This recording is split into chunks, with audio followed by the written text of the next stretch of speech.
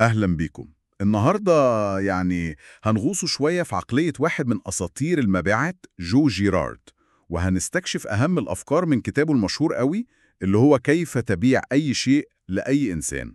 آه، الكتاب ده فعلا أيقونة، مش مجرد كتاب بيع عادي. خالص.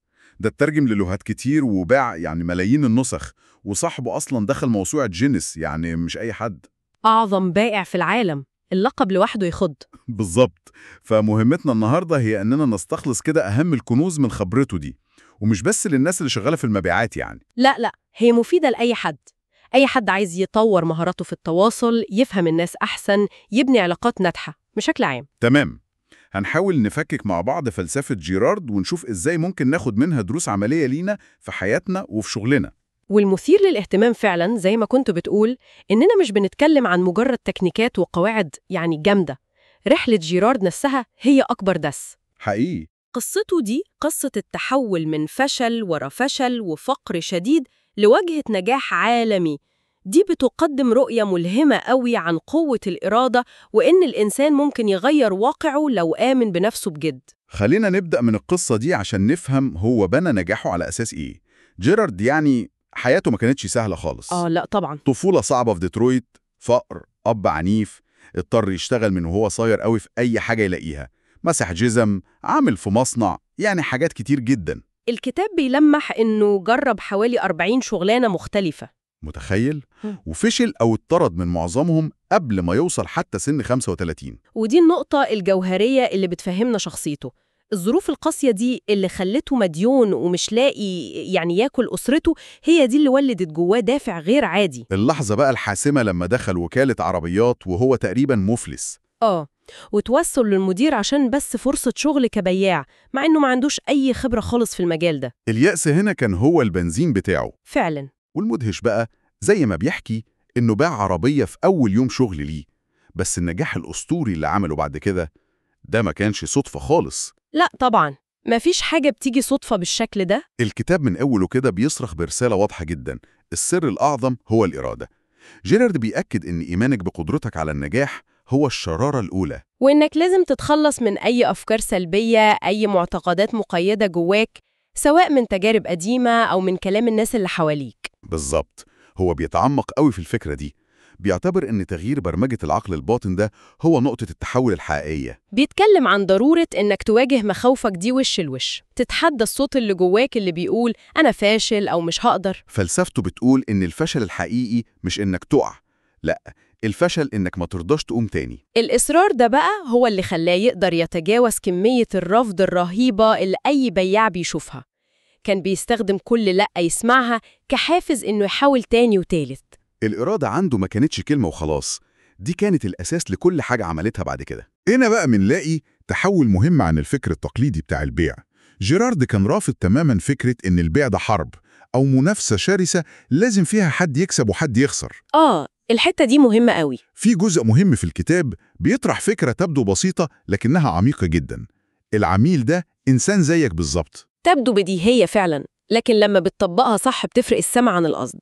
ليه بقى الفلسفة الإنسانية دي فعالة؟ لأنها ببساطة بتكسر الحاجز النفسي وبتبني ثقة حقيقية. جيرارد كان فاهم كويس إن أي عميل، وخصوصاً لما بيشتري حاجة غالية زي عربية، طبيعي بيكون عنده مخاوف وشكوك. طبعا، قلقان ياخد قرار غلط، قلقان البياع يستغله، خايف يندم بعد ما يشتري. دور البياع الشاطر هنا من وجهة نظر جيرارد مش إنه يضغط أكتر، لأ، دوره إنه يمتص القلق ده، يتعامل معاه بصراحة وشفافية. هو كان بيشدد جدا على أهمية إنك تحط نفسك مكان العميل لحظة، تشوف الموقف بعينيه هو. ولما بتعمل كده فعلاً بتبدأ تفهم بجد هو محتاج إيه اللي مخوفه، وإيه الكلام اللي ممكن يريحه ويطمنه. وبدل ما تكون مجرد واحد عايز تبيعه خلاص، بتتحول لمستشار أو صديق بيساعده ياخد القرار الصح ليه هو. ولو ربطناه ده بالصورة الأكبر بقى، هنلاقي إن المدخل الإنساني ده هو مفتاح الولاء طويل الأجل. أكيد. الناس بطبيعتها بترتاح وتشتري من الناس اللي بتحس ناحيتهم بالثقة والمصداقية، ساعات أكتر من تأثرها بالسعر نفسه. صحيح. جيرارد كان بيراهن على بناء علاقات مستمرة، مش مجرد إنه يعمل صفقة ويمشي. كان عارف كويس إن العميل الراضي ده مش بس هيرجع له تاني، ده ممكن يبقى أكبر مسوق ليه ببلاش. الثقة كانت هي العملة الأساسية بتاعته. وهنا بقى بندخل لواحدة من أشهر وأكتر أفكار جيرارد اللي بتثير الاهتمام، اللي هي قاعدة ال 250. القاعدة دي فعلا لافتة للنظر. ليها فصل كامل تقريبا بيشرحها. ببساطة شديدة جيرارد بيقول إن كل واحد فينا في المتوسط عنده دايرة علاقات قريبة ومؤثرة فيها حوالي 250 شخص. دول الناس اللي ممكن تعزمهم على فرحك أو يحضروا مناسبة مهمة في حياتك يعني. تمام. ممكن الرقم نفسه يبان تقديري شوية. هو وصلوا بناء على ملاحظات وأسئلة لناس بتشتغل في تنظيم الأفراح والجنازات وكده. بس الأهم من دقة الرقم هو المبدأ اللي وراه. هو ده اللي بيعمل النقلة في التفكير. بالظبط.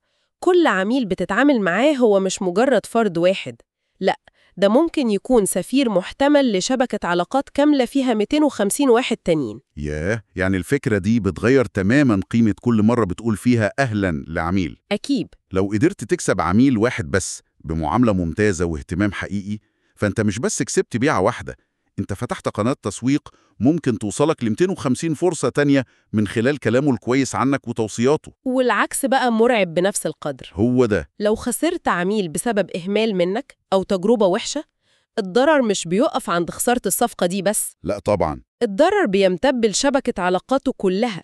العميل الزعلان ده ممكن ينقل تجربته السلبية ل 250 بني آدم تاني، وبكده تكون حرقت فرص مستقبلية كتير من غير ما تاخد بالك. القاعدة دي بتجبرك تعيد تفكير في أهمية كل كلمة وكل خدمة بتقدمها. بترفع مستوى الرهان على كل تعامل. فعلا. طيب لو كل عميل مهم قوي كده، جيرارد كان بيقدر إزاي يحافظ على العلاقات دي كلها مع الأعداد الضخمة دي من العملاء ويخليهم فاكرينه؟ هنا بقى يجي دور الممكن نسميه كده صندوق أدوات جيرارد للتواصل. الراجل ده كان مهووس بتسجيل وتنظيم المعلومات عن عملائه. مهووس دي الكلمة الصح. ما كانش بيكتفي بالمعلومات العادية زي الاسم والعنوان والتليفون وكده. لا، ده كان بيسعى يعرف تفاصيل شخصية زيادة.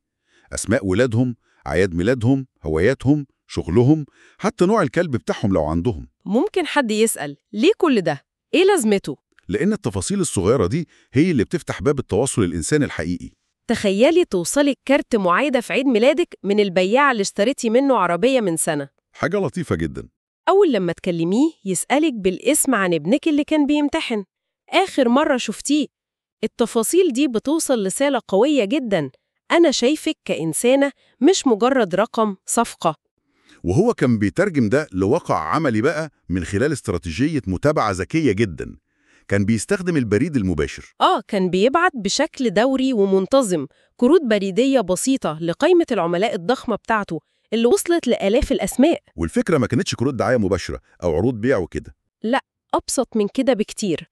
حوالي 12 كارت في السنة لكل عميل، يعني تقريباً كارت كل شهر. كل كارت بتصميم مختلف ورسالة شخصية قصيرة ومباشرة، زي مثلا أنا معجب بيك جورج جيرارد، أو تهنئة بمناسبة عامة زي الأعياد أو حاجة زي كده. الهدف من الاستراتيجية دي ما كانش إنه يبيع فوراً.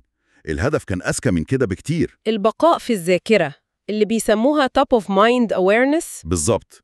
جيرارد كان عايز اسمه يفضل موجود في دماغ العميل بشكل إيجابي ومستمر، بحيث لما العميل ده نفسه أو أي حد من قرايبه أو صحابه يفكر يشتري عربية، أول اسم يجي في باله يكون جو جيرارد، الراجل اللطيف ده اللي بيبعت له كروت تهنئة وبيحسسه إنه مهتم بيه. القوة هنا في المزيج ده بين الاستمرارية والمفاجرة اللطيفة اللي مش متوقعة. الناس بتقدر المجهود البسيط ده اللي بيحسسهم بالتقدير. والتكلفة بقى لو قارنتها بالعائد اللي هو ولاء العملاء والتوصيات اللي بتيجي منهم، كانت تعتبر استثمار ناجح جدا من وجهة نظر جيرارد. كان بيعتبر البريد المباشر ده زي شريان الحياة اللي بيوصله بعملائه الحاليين والمحتملين كمان. ومع كل التركيز ده على إنه يحافظ على العملاء الحاليين ويدلعهم، جيرارد كان فاهم كويس قوي إن ده لوحده مش كفاية عشان يضمن نمو مستمر. أكيد طبعاً. وده اللي بيوصلنا لمفهوم تاني مهم عنده، اللي هو املأ مقاعد العجلة الدوارة. تشبيه العجلة الدوارة بتاعت الملاهي ده عبقري فعلا عشان يشرح الفكرة. جداً. زي ما العجلة لازم ناس جديدة تركب عشان تعوض اللي بينزلوا وتفضل شغالة وبتدور، عالم البيع بنفس المنطق بالظبط. طبيعي جدا إنك مع الوقت تخسر بعض العملاء لأسباب أنت مالكش ذنب فيها. ممكن يعزلوا، ممكن ظروفهم المادية تتغير، ممكن ببساطة المرة الجاية يشتروا من حد تاني. هنا بقى بتيجي أهمية عملية البحث المستمر عن عملاء جدد اللي هي البروسبكتنج.